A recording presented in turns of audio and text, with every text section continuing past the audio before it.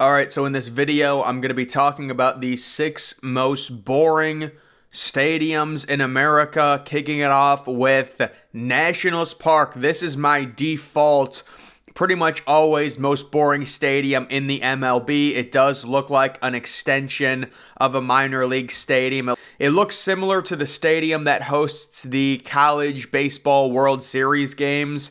I mean, there's just not one. The only unique thing I can say is maybe that red seating with the standing room behind it is kind of cool. And then they have an overhang bar second level as well.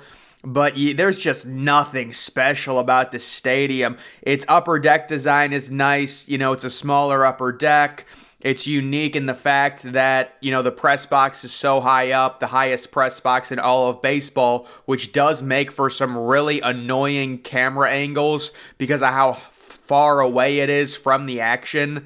You got to like readjust your eyes, or maybe they fixed that. I don't know, but it used to be really, really bad. It was zoomed far away when you would see a grounder get hit to first. Because of where the press box is being above the upper deck, which is really rare for an MLB stadium. But Nationals Park, it is the de facto default stadium. If you told me to make just the default standard MLB stadium, this is what it would be.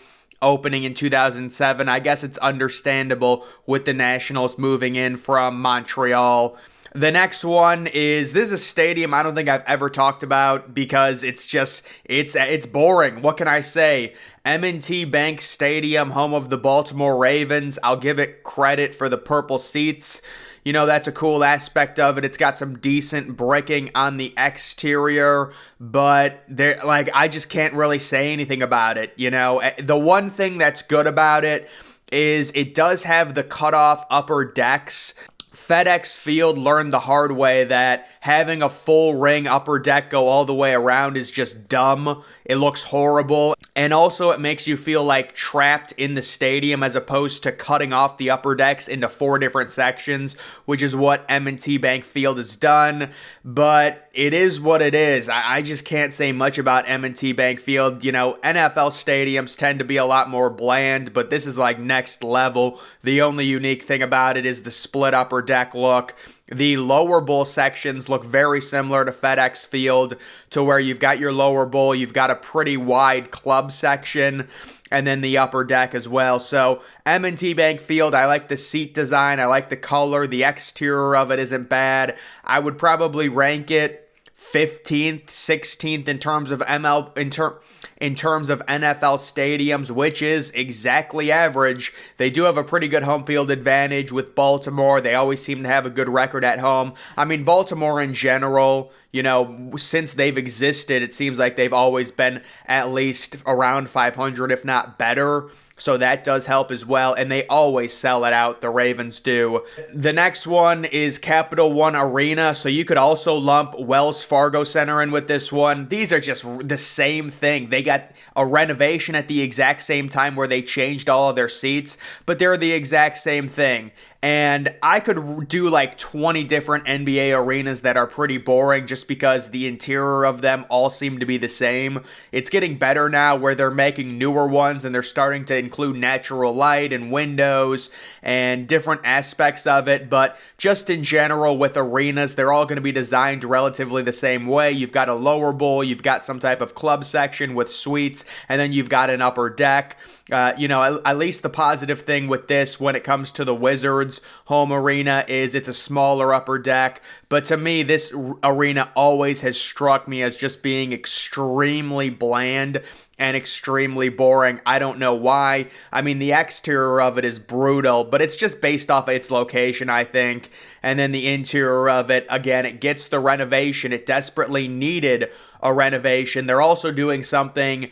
They're putting up what they like to call courtside lofts, and they're the most disgusting thing. They're basically picnic tables. Those are going up, and that costs over $100K for them. The Wizards going into a tank. You could also consider, you know, Wells Fargo Center as boring as well. The 76ers would agree. They're trying to build a new arena that's called 76er Place, but that's not supposed to be completed until 2031. Either way, I've always found those arenas to be very boring. When it comes to college football, I mean, there's a lot of different ones. You can pick Michigan Stadium, the biggest stadium in America. It's just a freaking bowl. That's pretty much all it is. They do have some press box areas, some suite areas, also like 2 rows of club seating above the bowl. That was one of the renovations that they did onto it. But yeah, I mean, look at all of those rows. It's just a straight bowl, semi-built into the ground. Originally, it was fully built into the ground, and then they expanded the seating a little bit to make it the biggest stadium, around 110,000 in total capacity. I really don't have anything against Michigan Stadium, but it does tend to struggle to be one of the top atmospheres in college football, even with the fact that it's the biggest stadium. It never seems to be extremely loud. You know, that could be a number of reasons, but it is just one giant bowl. It's not like a lot of fans are not close to the action. If it was a 2-deck approach, you could at least bring fans closer and it would probably make it seem more loud. But that is just my opinion on that. It is a cool stadium. And then the Yale Bowl. So this is another one. This is like a worse version of Michigan Stadium. It's just a giant bowl. It hasn't been renovated for like 80 years, it feels like, you know, because Yale, what are they going to dump money into renovating their football stadium? I don't think they're going to want to spend anything on that. You know, with Ivy League football, it's not really raking in anything in terms of revenue. So, I mean, it's just a bowl. That's basically it. There's really nothing else I can say about it when it comes to it being boring. You can see nice little hill seems to be built up around it, but yeah, you can see the oval on the interior as well. And then moving back to the MLB, another one I think is very boring, Comerica Park. So, I mean, Comerica Park has really struggled with renovations because when they originally opened it, it was just way too deep to the gaps. Really everywhere was too deep. You couldn't hit any home runs. So they had to move the fences in, but they didn't really renovate it properly. They ended up putting the bullpens where they moved the fences in. And then because the MLB is just so obsessed with offense now, they've moved the fences in again, and they did the exact same thing. They didn't renovate it. They just put up another fence in front of the previous fence so to where it looks really bad. I will give them credit. Their center field batter's eye is impressive. The Ivy look, you've got the car, you know, the Motor City. I can like that. That's nice. But other than that, the outfield seating is a carbon copy of Chase Field. All it is like an inward, you know, seating on a slant. You do have some brick, like the brick wall is okay, I guess. But there's just nothing to the outfield seating. It's just a lower bowl, kind of similar to Guaranteed Rate Field. And then with the upper deck, they decided to go with the split upper deck look. Same thing that the Cincinnati Reds did. So you can understand why they would do that, especially if you're struggling with attendance. It's a lot easier on the eyes when you split up the upper decks. You're not seeing straight rows of empty seats. The issue with it is when they sell it out, the split upper deck looks really strange as opposed to the clean look of a full upper deck going around the entire stadium. So I can understand why they did the split upper deck.